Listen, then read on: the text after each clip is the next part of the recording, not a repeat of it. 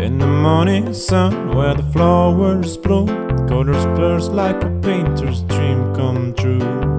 Roses red and violets blue, every petal whispers something new. From tiny seeds to trees so grand, every leaf and bird, it's all at hand. Hello, hello plant, welcome to the show, where every flower tells a story. Watch them grow. Hello, hello plant, in every shade and room, for every heart and every hand, we've got something for you. Indoor greens and outdoor scenes, design your space, let your garden dreams glide. Personal touch with our garden design, free sessions to blend within your budget line. From tiny seeds to trees so grand, every leaf and bird, it's all at hand. Hello, hello plant, welcome to the show, where every flower tells a story. Watch them grow. Hello, hello plant. Hi everyone, and welcome back to our live Q&A.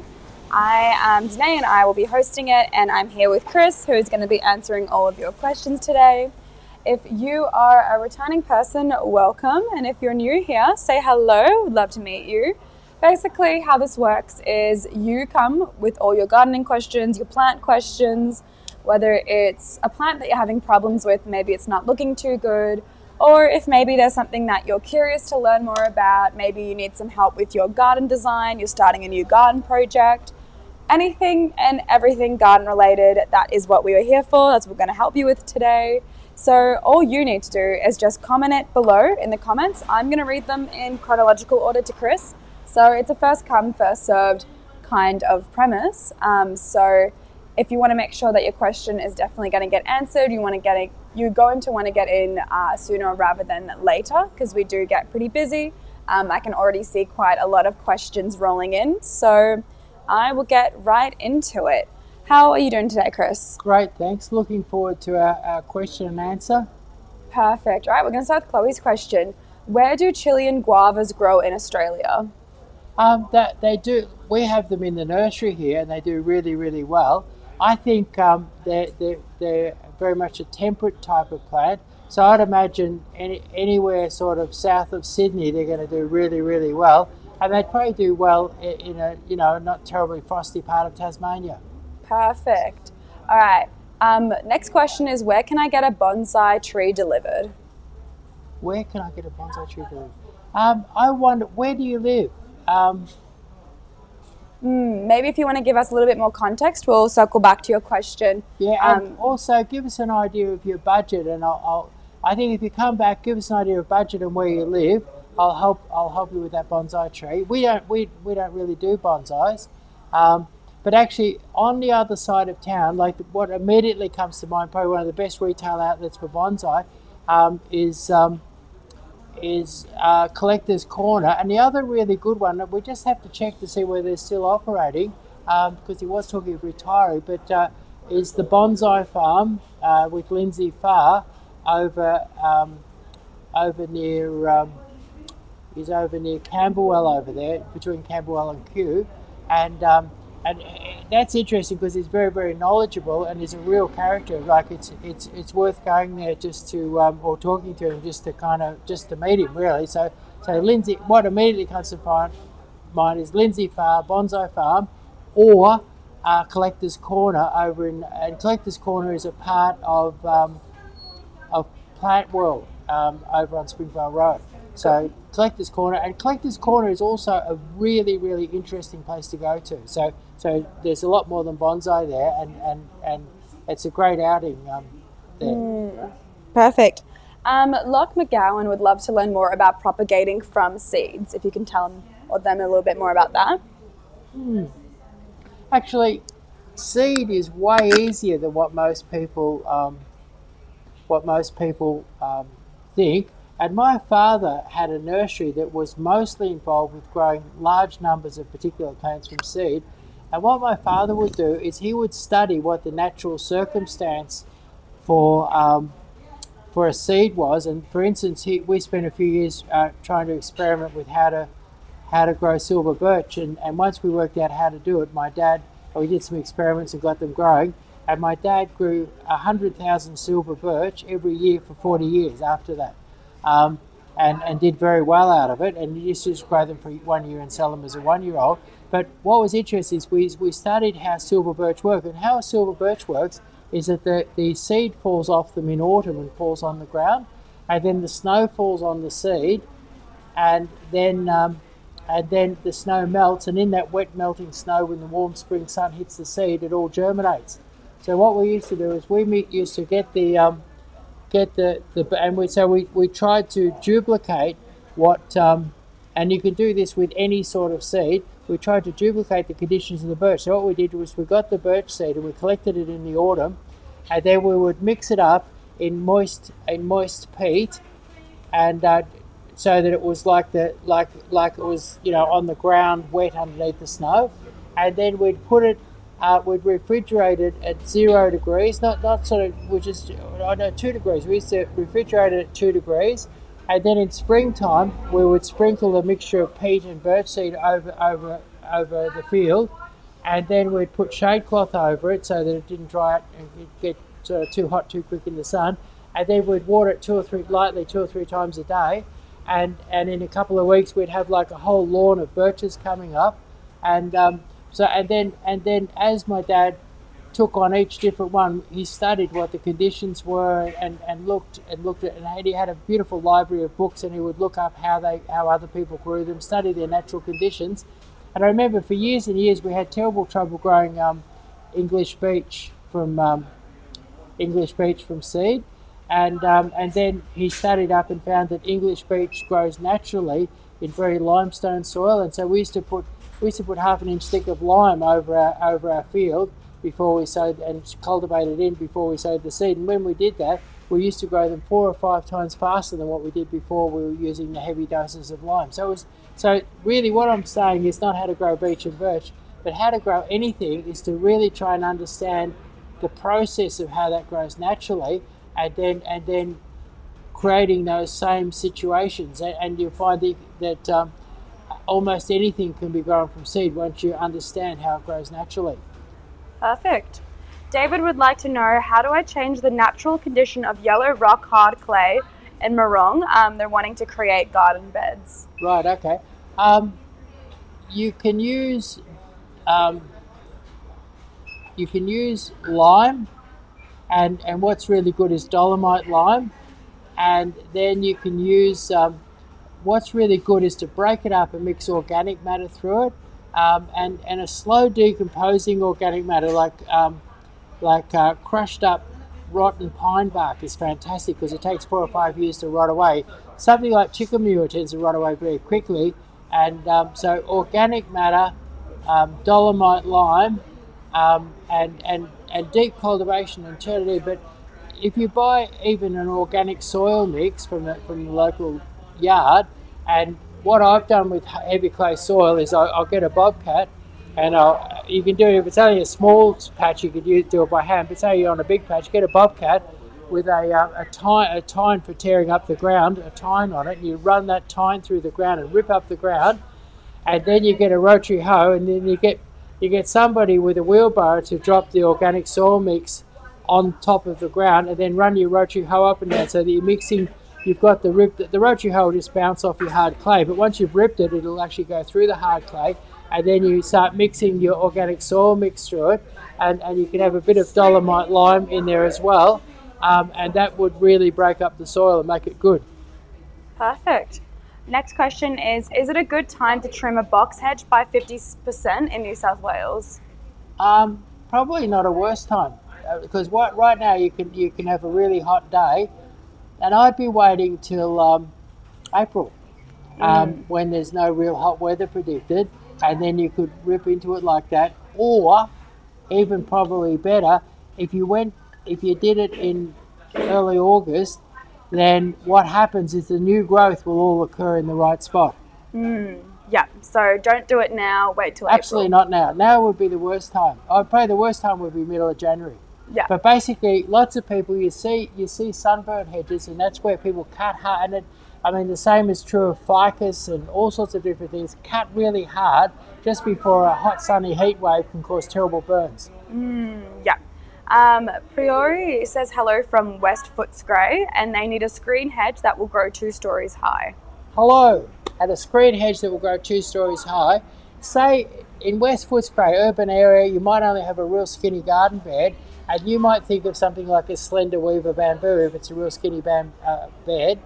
And even if and often you're dealing with a lot of shade down there. But say it was a sunny spot and you had a bit more room, weeping lily pilly would be the next thing that my mind would go to. And say it was really, really shady, but you had a bit of room, then sweet viburnum. So skinny bed, slender weaver bamboo, wider bed, and a bit of space and plenty of sun, a weeping lily pilly, wider space and say it's 80, 90 centimetres wide, but no sun or under shade of trees or something like that, which you'll often find in that area. Sweet viburnum, lovely big luscious leaves, can grow beautifully without any sun, can grow 3 or 4 metres tall. And the bamboo and the weeping lily pilly are both easy to do 5, 6, 7 metres. Great. What can be done to get rid of fungal gnats for indoor plants? I have tried the fly traps and mosquito bits and drying out the topsoil with little effect. I don't know. We'd have to look into that and see what you could find. So let's come back to that next week. So we'll put that on our To-do list list. of things and see if we can, because that is a problem for lots of people, and I've never worked out how to deal with that. Yeah, so come back again next week. We're going to spend some time trying to figure out what the best solution is, just because that is quite a tricky problem. Next question is from Kev. Why is there no fragrance in Superstore roses? Because what it is that people buy roses by the label, and so the rose breeders, once upon a time, perfume was one of the most important aspects of buying a rose. So you'll find a lot of your old-fashioned roses have got beautiful fragrance, and that would be things like Peace. Peace, when I was a little kid, Peace was the most popular rose in the world. Fabulous fragrance. And Mr. Lincoln, and there's lots of those old roses, beautiful fragrance, but rose breeders today are looking for a fabulous flower to put on a colour label to sell it in the store, and they're not thinking so much about fragrance anymore. And so you've really got to go to reliably get really great, and even some labels that say it's very fragrant or fragrant, you smell it and it ain't so fragrant. So it's a lot of your old-fashioned ones. Now my favourite roses for fragrance, and probably in this order, would be Double Delight. And Double Delight, I describe that as a punch in the nose. It's a really good strong one. And then probably my second favourite is Charles de Gaulle. And then you go into your good reds like your Mr. Lincolns, your Camp Davids, your Cardinals, and they have really rich, wonderful smells. And there's lots of good old-fashioned ones with lovely smells, and like I said, the Peace Rose before. But it's so work on your old-fashioned roses, and you'll have really beautiful fragrance. And I think fragrance is really an important part of having a rose. Amazing. Next one is, do you have any tips on fertilizers for indoor plants? What's best to buy / how often to do it? Okay, so with indoors, to sprinkle kind of a palette like an Osmocote on top isn't so good. If you're repotting it indoor, you could put a little bit of Osmocote in underneath and the roots will be able to get into it. But I think liquid fertilizers are best for your indoor plants. And something like Power Feed, although it does have a little smell to it, or something like Thrive, you want a high nitrogen in, and then what you do is that you incorporate it in the water when you're watering them. So if you're soaking them in the sink or you're tipping water on them, you mix a little bit of fertilizer in, not every time, but just occasionally, and a liquid fertilizer will go straight into them. Or if you're you could even, if you put one, so if you had a veranda, you don't want to put them out in the hot sun, but if you had a veranda and you put them out under the veranda and put the watering can, and you could wash them all over with water from the watering can with a little bit of liquid fertilizer in them, and that'll go straight into the foliage. So I think mostly liquid fertilizer is the answer. And a funny little thing that just made me remember then is that when I was a kid, we'd occasionally have a wild thunderstorm, and my mum loved her indoor plants, and she would say, "Hey kids, quickly get all the plants and put them out." So we'd go out and there's terrible thunderstorms with lightning and rain pouring down, and we'd be putting indoor plants out on the concrete out the back in those storms, and the plants did really, really well. And what my mum claimed was that with the thunder and lightning, that there was actually nutrients like nitrogen and various different things falling in the water out of the sky that were really good for the plants. And I tell you what, she would keep plants for years and years, and they would look fabulous. And at the time, it felt sort of dangerous and weird when I was doing it, but as a little child. But don't know how much would recommend doing that. but it seemed to work. So another way of fertilizing them is to whip out in the next wild thunderstorm and pop them out there in the rain. Sounds pretty good. Yeah. Next, and how often are you doing it? Every couple weeks? Every couple months? I'd imagine if once a month you put a very small amount of liquid fertilizer in the food, that would really help. Perfect. Next question is also from another Chris. Why did my lavender plants die after being planted when the herbs and veggies around it flourished? Okay. Hello, Chris. Nice to have another Chris on the line. Lavender come from sort of semi-arid regions where the soil is low in nutrients, and a hefty dose of fertilizer can bowl them right over. Now, most herbs love plenty of nutrients, so I'd imagine that it was a nutrient-rich mix that it went into. And lavenders don't also like too much water, so if they were being watered heavily and it was rich in nutrients, it would kill the lavender. Something that a herb could thrive in could actually kill the lavender. So lavenders, they like it a bit hungry, and when you say putting on Osmocote or something like that, you might put a tenth as much Osmocote onto your lavender as you would on some other plant. Very interesting. Next one is a suggestion for a feature native tree in Altona, close to the bay, that will get large over 20 years and also would get full sun. I reckon a Yuki dwarf would be hard to beat. Now, it sounds like I'm saying, hey, here's a tiny tree when you said you want a large one, but I think the Yuki dwarf is the dwarf form of an enormous tree, and they're quite large. And they grow very, very quickly. They have beautiful foliage, lovely shape to them, and for quite a few months of the year they're covered in beautiful red flowers. So it's not like the big flowering gum flowers, they're like fine red flowers, and they're often used as street trees. They're used around farms and things like that, and they seem to be a very sound, long-living tree that doesn't sort of fall apart or fall over on you. So Yuki dwarf, great large tree, even though it is called a dwarf for a spot like that. Yeah. What's a good tree, easy to grow in the shade and sunny? Hot Summer Victoria. Hot summer. So yeah, it's Hot Summer Victoria, so they're in Victoria. Yeah. And they want a good tree that's easy to grow in the shade and the sun. I assume the spot gets shade and sun. Yeah. Okay. So a blueberry ash seems to do great in the shade, very tough and good in the hot sun. Medium-sized tree, relatively fast-growing, amazing blossom in springtime. And lovely fine foliage, and it doesn't mind a trim. It's shade and sun, really, really good tree. Perfect. Eric would like some help. They live in Chicago and want to know where to start on setting up a garden design. Wow. Chicago is a long way from home for me.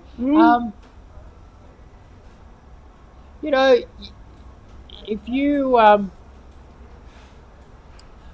like Chicago, very, very cold winters, hot summers, the most important thing would be local knowledge. I'd look around for a small for a small retail nursery, not a great big one, but a small retail nursery that's got some old bloke in it like me that really knows the plants and knows the climate and the area, and see if you can get a hand. And that would be a really good starting point, because the main thing that like my claim to fame as a garden designer is that I really I don't know that I'm as artistic as some other garden designers, but I really know my plants, and I'm more of a horticulturalist than I'm a garden designer. I really know my plants, and I'm very good at suggesting what might grow well in an area. And I would say in Chicago I'd be just a little out of my depth, but it's that hot summer and that very, very cold frosty winter that and there'd be a much narrower range of plants to choose from. And then the other thing, so what you want is some sort of crusty old person that knows their plants well. Then the next thing you would do is you might take a good, like if I had to design a garden in an area I'd never been to before, what I do is I go and take a walk, and I'll walk around the area and I'll say, hey, that's nice. Oh gee, I like the way they've done that. Because what's happened in your area, and you may not realise this, but in your area there's been a multi-million-dollar experiment conducted to find out what will grow. And how that multi-million-dollar experiment is organised is people go down the nursery and go, wow, that's nice, I love that, and they buy it, they take it home, they plant it, and it thrives or it keels over. And so that's your multi-million-dollar experiment into what. And what's interesting is that I've often gone to a place where I've never done a garden before, spent some time walking or driving around, admiring certain things and being repulsed by other things, and then I'll put that all together and then come back and do a garden design. So number one would be to really walk around and study your area and pick out what you like and take photos. Like these days, it's so easy to take photos and store your photos and have photos, and then find someone who knows their plants and get them to help you to achieve what it is that you've observed that works. So a little bit of help and a bit of work yourself, and you should be able to make a fabulous garden. And remember to cash in on that multi-million-dollar experiment that's been done in your area. Exactly. All right, next question is from Saurav. Best flowers that can thrive in Western sun? Best flowers in Western sun. Salvias, and there's all different sorts of salvias. You can get them in red, white, yellow, pink. I think yellow, no, but actually it's rattling off. But blues, mauves, pinks, whites, and salvias are really, really tough. You can get little low ones like there's Sensation Blue and Sensation White, nice little low ones. And then there's big ones like the Mexican sage that flowers all through winter and spring. And there's other ones, there's some that flower all year, like your Mirage salvias. So hot Western sun, hard to beat a salvia. And there's so many salvias to choose from. There's probably a salvia for every situation. Brilliant. Circling back to Locke's question, more about native trees, and how we were talking about the seeds and propagation. Yep. Can I just plant the seeds of native trees? If so, what would I need to start this? What you need to do is find some seed, identify it, and then you'll find that all of your strains, some of them need to have smoke on them, some of them need a little burn. You'll find that if you Google that's the seed for every tree, you'll find that it'll be written up on the internet how you would actually propagate that. And with the Australian native, some need smoke, some need burning, some need boiling. They need all different, like most of your wattles need immersing for a few.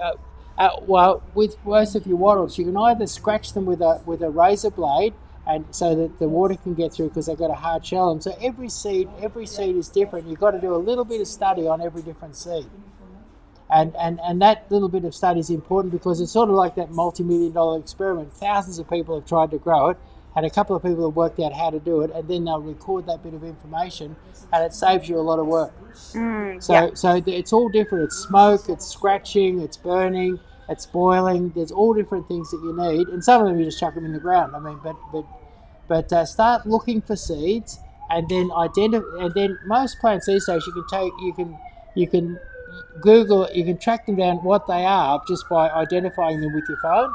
So you can identify them with your phone. Then once you've identified them, you then look at what the seed processing information is, and go from there. Yeah.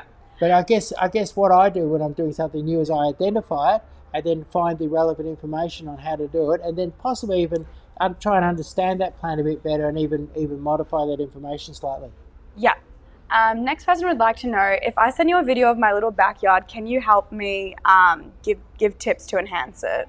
Yeah, sure. Yeah. I would say the best thing is for you to go to our website and book a garden design in, because we do online consultations as well, and you can choose, I believe it's a 20-minute or a 45-minute. They could do that, but like if they just send me a video, I can do like a little instant thing. Like if they can, garden design, great idea, and lots of people do the garden design. So you could do a garden design, or I'm willing just to have a quick look and say, look, plant a copse of birches, or okay, perfect. So yeah. I'll have a quick look. That's not like a garden design. That's just like a quick look and a suggestion.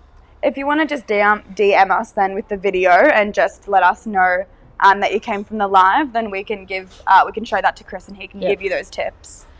Perfect. All right, next one is from Carolyn.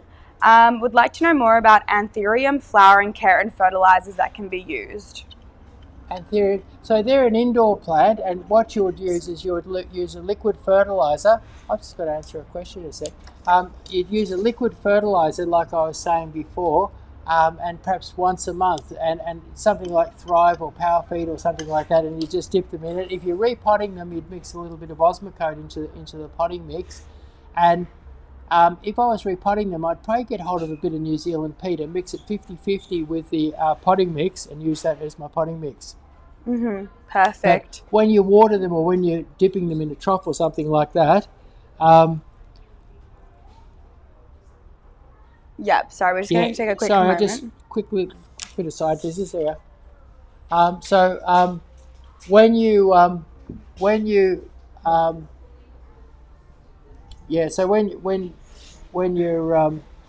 dipping them in or watering them in, just incorporate a little bit of liquid fertilizer once a month.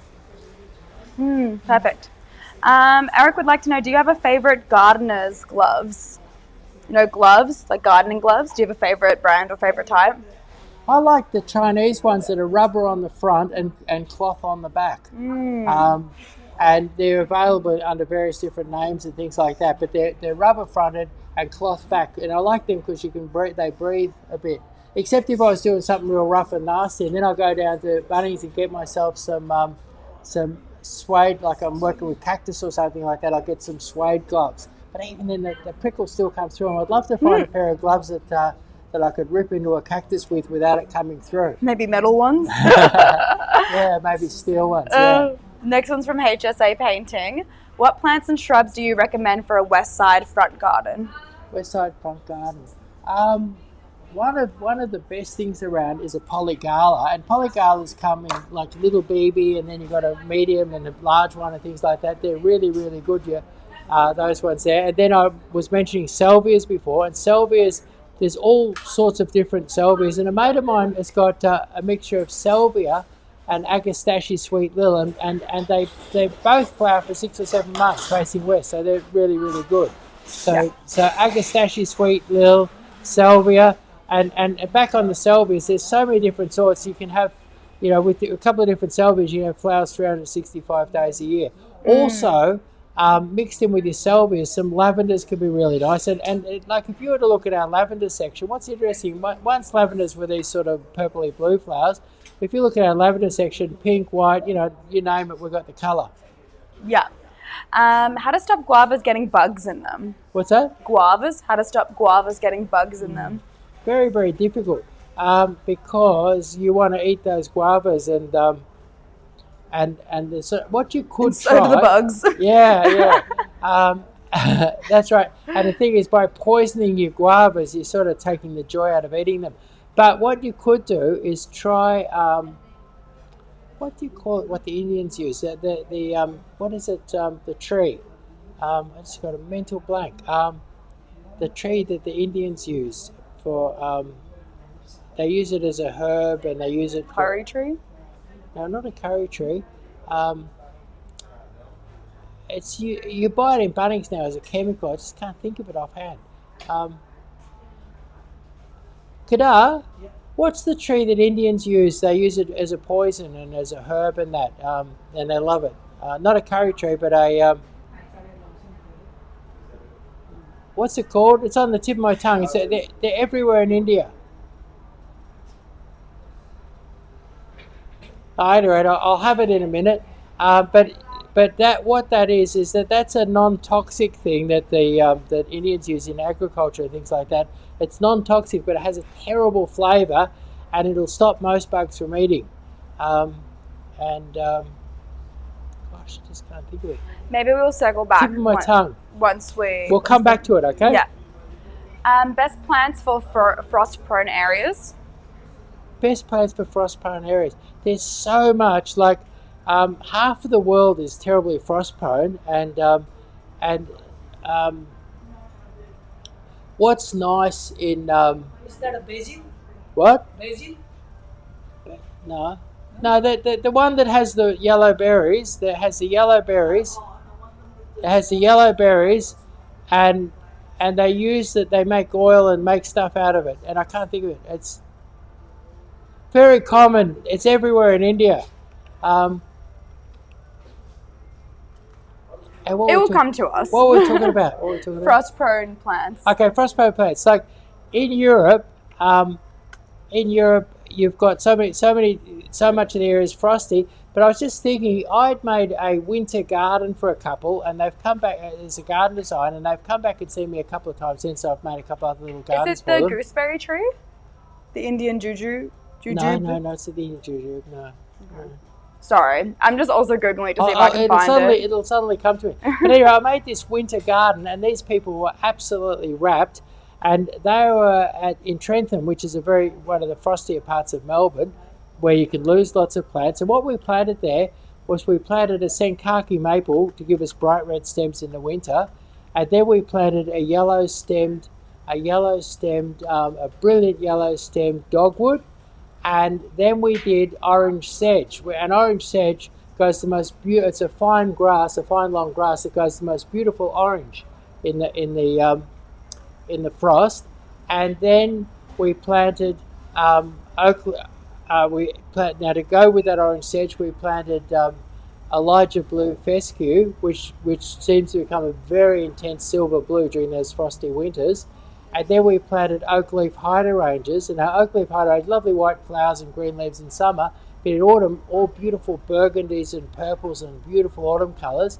And we put that combination together, and they were my sort of favourite sort of winter frost kind of plants that I could think of. In that garden, they've come back showing me photos and that, and it's a great winter garden, and they've got a deck above it, and they can sit out there in the winter and really enjoy it, even when it's sort of frozen and terrible in the winter. They've got these fabulous winter colours all combining together, and they would be favourites of mine. But a couple of other things that I really love that are kind of half forgotten, and one of them is berberis. Now berberis, beautiful colours in spring and summer, little prickly things, you can trim them into balls or hedges or just let them go or whatever.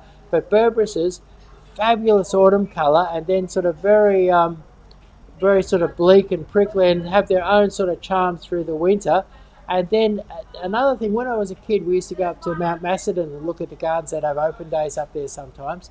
And there's a thing called a ninebark, and these days there's a few different ninebarks on the market, and it's a bush that has beautiful long arching branches, and in the winter when it's naked and deciduous, these branches are golden, and then in springtime you can get them with yellow flowers. And I've done a few nice garden designs where we've used some different patches of ninebarks, different colours together, and then you can get them in sort of yellows, orangey colours, purples, reds, and they have a sort of like a maple type leaf on them. They have some white flowers in springtime, and then they go lovely and golden in the autumn and drop. But even after they've dropped in the frost and that, and you've got the lovely golden arching branches, I find them a really interesting and lovely thing. Very easy to look after. To fill a garden with those makes it a really low maintenance garden. But that's called a ninebark, and you can look them up online. And if you're in a cold, frosty area, combine those with some berberis or maybe some silver birch or something like that, and you have a really interesting, colourful garden. Amazing. Was it a neem tree you were thinking of? A neem, that's it. Yeah. So sorry, I don't know why that was so hard to think of, but neem is in India. That's a very, very important tree. It looks here. I've seen them growing here in Australia, and they look just like our white cedar, and they're very similar to the white cedar, but they have quite a different seed on them. And Indians use the leaves, they use the fruit, they use all different parts, and they use it for everything from washing their hair to purifying their blood. And also they pound up the seed and they mix it into the soil to stop root bugs and bugs that kind of attack from beneath. And then they make sprays out of it to stop insects and things eating. Now what's great about it is that, and it's not recommended for pregnant women, but for anyone else it's completely harmless. So you could put that on your fruit tree, repel the bugs, and but then eat the fruit and not be harmed by it. Perfect. Unless you're pregnant. Yeah, sounds good. Got one from Ken's Curls. I'm looking for driveway plants, 0.440 by 6.2 meters, 3 trees or shrubs. House is double-storied, contemporary new build with mahogany brick and olive grey render, and they're in Melbourne Diggers Rest, Victoria area. I did a video on what's that Japanese Zelkovia that we have sometimes? Zelkova, I think it's Yoshino. Could you Google that and check that Yoshino? And anyway, there's a Japanese elm that we did a video on recently that it's zooming around there. He would know the name. Was it the Musashino? Musashino, that's it, yeah. So Musashino, Japanese elm, Musashino, and that's a beautiful, narrow, upright tree that has really, it's a really, really tough tree, great for Diggers Rest, but it has very soft green, delicate looking foliage, but it'll stand up to heat and wind and terrible exposure, but grow tall and narrow and not grow as big as an ornamental. So many people are planting ornamental pear trees. It won't grow as big as an ornamental pear, and it'll look, because ornamental pears have been a bit overdone, it'll look way different to your ornamental pear and never be quite as big. So, what's it called? Musashino? Your Musashino. It's Musashino. Yeah, and I've been using it, and we did a video on it. You can go to it on YouTube, we've done a video, and that would be a really nice, unusual tree for that situation, and a tree with very few vices. It doesn't suck or do anything terrible. Perfect. All right, next question is, would I be able to get a passion fruit vine to maturity in a sunroom with tinted laser light roof? It's possible.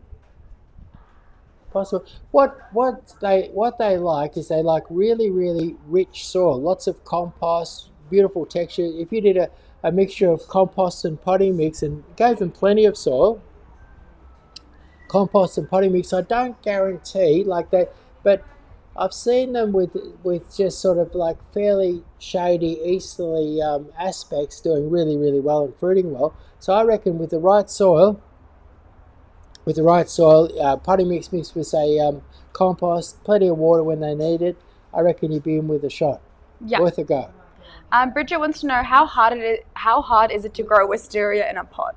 Real easy. Wisteria likes a little bit of limestone, plenty of fertilizer, plenty of water in the heat of summer, and if you look online, you'll see lots of photographs of them as bonsai. So they're in China and Japan.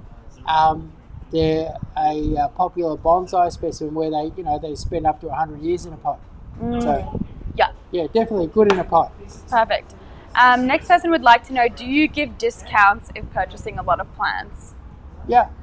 Cool. Yeah, come in and have a chat, and it depends. Some things you'll get a no on. Like for instance, we have Big Bush English box for $5 at the moment, and even people come in and offer to buy enormous numbers because we're cheaper than the wholesalers, and even it wouldn't matter how many thousand you offered to buy, we don't do discounts on those. But other plants we can do discounts. So just ask. Yeah, perfect. Why is my lemon tree yellowing for the past 3 to 4 months? It's fruiting but not as abundant as before. Yeah. what's the word for it? Translocation.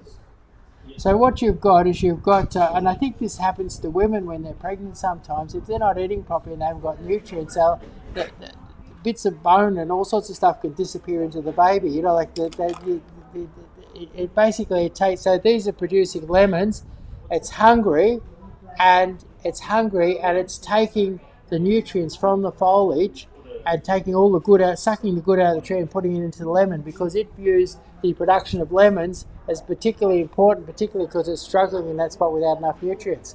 So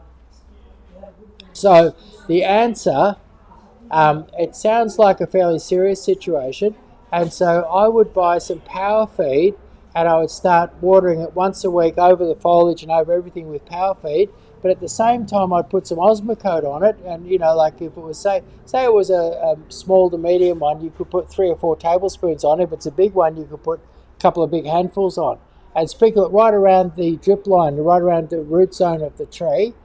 So a good dose of Osmocote, but Osmocote does take a while to go down through the ground, get to the roots and come up to the top. So that's where your power feed comes in. Your power feed comes in as an immediate solution, and then long term, I'd be composting my kitchen waste, things like eggshells, peels, etc. Not so much your lawnmower. I'd be composting that stuff, mix it with a bit of soil, rotting it down, and ultimately the answer to your lemon tree is to cultivate and have a 4 or 5 foot diameter circle around it, and pile compost and soil and stuff around it so that the roots can grow up in that compost. But so Osmocote and lemons are gross feeders, but Osmocote and power feed followed by a long-term solution of a nice thick layer of really well composted soil. Yeah. Going back to the Zelvoca Japanese elm, Ken wants to know how many should they put? How many meters have they got? They had, hold on, let me scroll back up again.